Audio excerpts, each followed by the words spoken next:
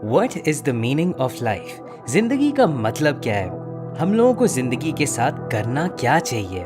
इस तरह के सवाल का जवाब काफी लोग ढूंढने की कोशिश करते हैं, लेकिन ज़्यादातर टाइम जब हम ये सब सोच रहे होते हैं तो हम आराम से अपने बेड पे पड़े या बढ़िया बारिश के मौसम में विंडो से बाहर देखते हुए सोच रहे होते हैं। लेकिन आप इमेजिन करिए कि अगर आपको नाज़ीज़ ने कंसंट्रेशन कैंप में डाल दिया हो, आपको आपके रिलीजन की वजह से डेथ सेंटेंस दे दिया गया हो और आपके सर्वाइवल के चांसेस सिर्फ 1 in 28 हों, मतलब ये बात ऑलमोस्ट पक्की है कि आप मरने वाले हो, तो क्या आप इस टॉपिक के बारे में सोच पाएंगे कि ज़िंदगी का मतलब क्या है?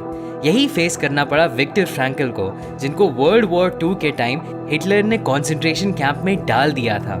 उनको उनकी फैमिली से अलग कर दिया गया था और उनको बहुत बुरे कंडीशंस में रख दिया गया था।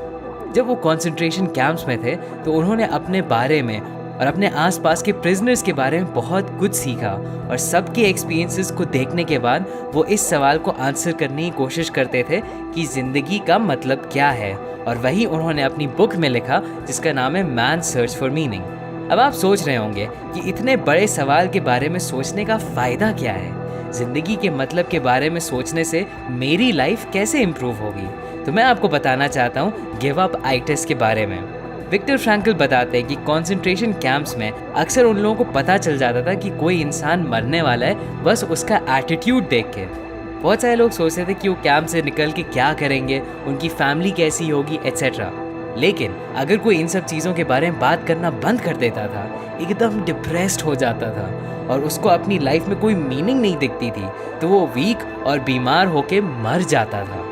मतलब कि उन लोगों के लिए अपनी ज़िंदगी का मतलब ढूंढना लिटरली ज़िंदगी और मौत का सवाल था। विक्टर फ्रैंकल कहते हैं कि एक बार आपको अगर अपना वाई मिल जाए तो आप किसी भी हाउ को झेल सकते हैं। फॉर एग्जाम्पल, काफ़ी बार लोग ऐसे प्रोफेशंस में चले जाते हैं जिसमें उनको कोई इंटरेस्ट नहीं होता है, तो क्योंकि उनको अपना वाई नहीं पता होता है कि वो अपना प्रोफेशन क्यों कर रहे हैं, जब वो किसी भी मुश्किल में फंस जाते हैं तो वो आगे नहीं पुश कर पाते हैं। ये इसलिए है क्योंकि उनका वाई क्लियर नहीं होता है, उनको पता ही नहीं होता है कि वो ये काम क्यों कर रहे हैं। लेकिन अगर उनका वाई क्लियर होता तो उनके रास्ते में जो भी मुश्किलें आती वो उससे आगे बढ़ सकते थे। अब आते हैं सबसे बड़ी बात पे जो ज़्यादातर लोगों को समझना ज़रूरी है। जब हम सोचते हैं ज़िंदगी के मतलब के बारे में, तो आपको ये समझना होगा कि ज़िंदगी का कोई एक मतलब नहीं है। ये कोई मैथमेटिकल इक्वेशन नहीं है जिसका सल्यूशन हमेशा सेम होता है। असलियत में हमें ज़िंदगी को मतलब देना होता है, तो लाइफ की मीनिंग क्या है ये हमें खुद डिसाइड करना होता है। विक्टर फ्रैंकल दुनिया के सबसे बुरे कंडीशंस में थे जो शायद किसी भी इंसान ने कभी एक्सपीरियंस किया हो, लेकिन उन्होंने वहाँ पे भी फ्रीडम ढूंढ लिया। वो कैसे? वो कहते हैं कि हम चाहे जिस भी सिचुएशन में हो, हम हमेशा एक चीज़ कंट्रोल कर सकते हैं, वो है हमारा एटीट्यूड।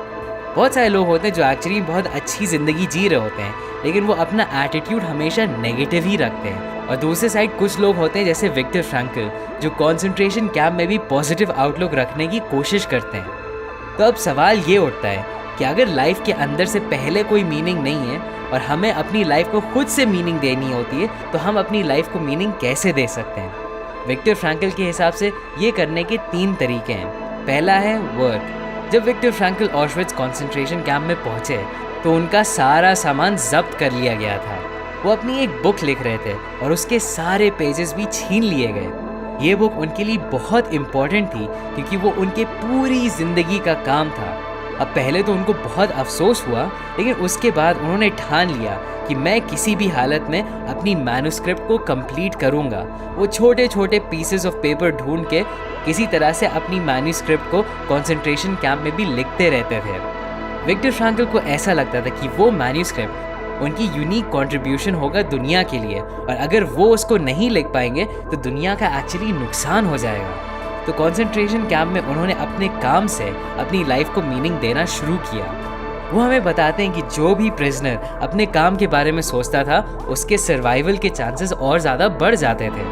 तो आपको ये सोचना होगा कि आपका ऐसा क्या काम है जो आपकी लाइफ को मीनिंग देता है। काफ़ी लोग ये भूल जाते हैं कि वो जो काम कर रहे हैं उसकी दुनिया को एक्चुअली ज़रूरत है।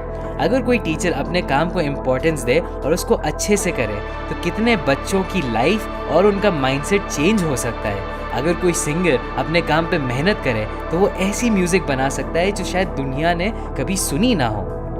और हाँ, नेक्स्ट पॉइंट से पहले मैं आपको बताना चाहता हूँ कि हर ट्यूसडे और सैटरडे को मैं वीडियोस अपलोड करता हूँ, तो ज़रूर सब्सक्राइब करिएगा और बेल आइकन दबाइएगा ताकि आप वीडियोस मिस ना करें। सेकंड तरीका अपनी लाइफ को मीनिंग देने का है लव। जब विक्टर फ्रैंकल प्यार के बारे में बात करते हैं तो वो सिर्फ रोमांटिक मूवीज़ वाले प्यार के बारे में नहीं बात कर रहे हैं। विक्टर फ्रैंकल एक एग्जाम्पल देते हैं अपनी एक पेशेंट का जो अपने सिवियरली डिसेबल्ड बेटे के साथ रहती थी। उसने सुसाइड करने की कोशिश करी थी, लेकिन उसके बेटे ने अल्टीमेटली उसको रोक दिया था। उस औरत को अपनी लाइफ में मीनिंग नहीं दिख रही थी। फिर विक्टर फ्रैंकल ने उससे पूछा कि तुम इमेजिन करो कि तुम 80 साल की हो गई हो और तुम्हारी लाइफ एकदम प्लेजर से भरी थी और तुम्हें अपने डिसेबल्ड बेटे का भी ध्यान नहीं रखना था, तो तुम्हें कैसा लगता?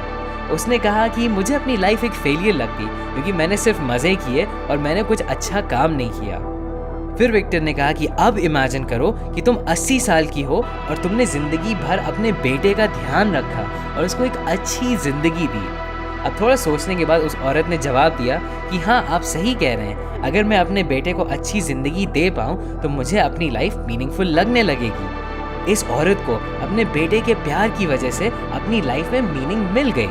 तो प्यार से विक्टर फ्रैंकल का मतलब है कि आप दूसरों का पोटेंशियल देख पाते हैं और उनको अपना पोटेंशियल फुलफिल करने में हेल्प करते हैं। ज़्यादातर प्यार जो हमें मूवीज़ और मीडिया में दिखाया जाता है वो सेल्फिश होता है। वो सिर्फ होता है कि मुझे इस दूसरे इंसान से क्या मिल सकता है। लेकिन जो असली प्यार आपकी लाइफ को मीनिंग देगा वो होता है कि आप देख पाते हो कि इस इंसान के अंदर कितना पोटेंशियल है कि ये कुछ बड़ा कर सकता है, एक अच्छी ज़िंदगी जी सकता है और आप उसकी मदद करते हो वहीं तक पहुंचने के लिए।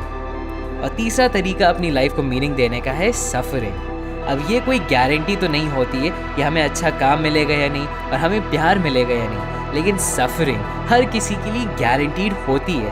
किसी न किसी लेवल पे हम सब लोगों को कभी ना कभी सफ़र करना पड़ता है। विक्टर फ्रैंकल कंसंट्रेशन कैंप में जब सफ़र कर रहे थे तो वो इमेजिन करते थे कि वो एक लेक्चर रूम में और वो बहुत सारे स्टूडेंट्स को अपने एक्सपीरियंसेस के बारे में बता रहे हैं। ये करने की वजह से वो अपने आप को अपनी सफ़रिंग से निकाल पाते थे और उनकी सफ़रिंग मीनिंगफुल बन जाती थी। विक्टर कहते हैं कि जैसे ही आप अपनी सफ़रिंग को मीनिंग दे देते हैं वैसे ही आपकी सफ़रिंग ख़त्म हो जाती है। तो जब भी आप किसी मुश्किल दौर से गुजर रहे हो, आपको अपने आप से पूछना चाहिए कि आपकी सफरिंग आपको क्या सिखा रही है। आप देखेंगे कि स्टोरीज और मूवीज़ में भी हीरो हमेशा स्ट्रगल करता है क्योंकि स्ट्रगल की वजह से ही उसके अकॉम्प्लिशमेंट्स को मीनिंग मिल जाती है।